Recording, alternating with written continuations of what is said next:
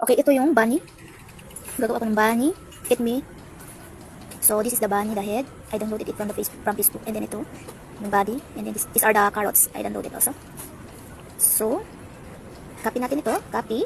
Right click. Then, copy. Punta tayo sa Microsoft Word. Then, paste. So, ito na siya. And then, here. Layout options kasi kapag ganito hindi siya mag-move. So, we need to click this. And then, in layout options, we choose this one. In front of text. Then, nilain. This one. So, after that, we go here sa layout. So, anong klaseng size ang gagamitin mo? So, ako gagamitin ko yung A4 since A4 yung available na bond paper.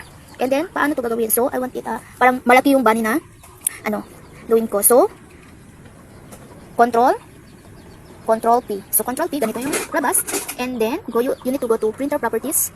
So, meron yan dyan, multiple page. So, sa multiple page, so you will go, either gusto mo yung 2x1, 2x2 poster, 3x3 poster, paano yan? 3x3 ganyan. So, nandito yung bond paper, ilan dapat? 3, 6, 9. So, malaki talaga yan. So, I will use 2x1. 2x1 poster, so, dalawang bond paper lamang. So, copies, 1 copy only. And then, depende sa quality na gagamitin mo, either drop vivid, standard, or standard vivid, high, or more. So, gagamitin ko yung standard lamang. And then, you click the OK.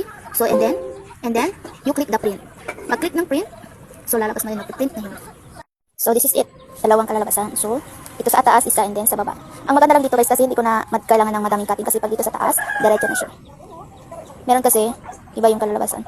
Cut mo pa talaga dito. Ito hindi na. So, i-adjust nyo lang yan sa settings. So, ganyan. Okay, these are the carrots.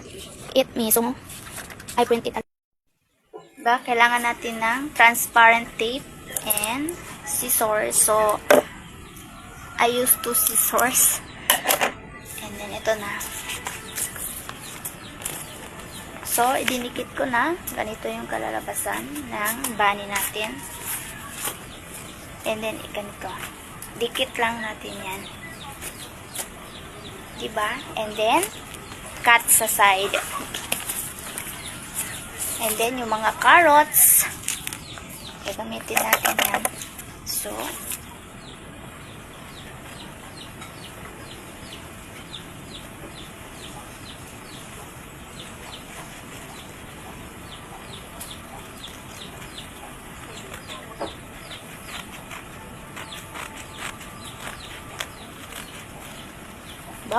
kapag teacher, patience, pasensya talaga. So, for the kids, diba? So, we need to do this para may interactions sa mga bata.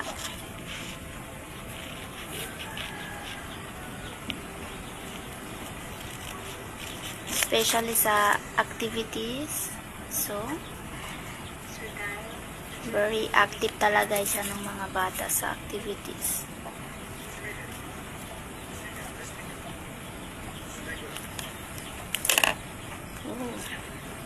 So, front and back dapat natin idikit yung transparent na tape para pwede mo din gamitin sa next class mo. Hindi din sayang yung effort ng teacher gumawa ng behavioral chart. So, that's it. So, ready to show it na yung behavioral chart. So, see it.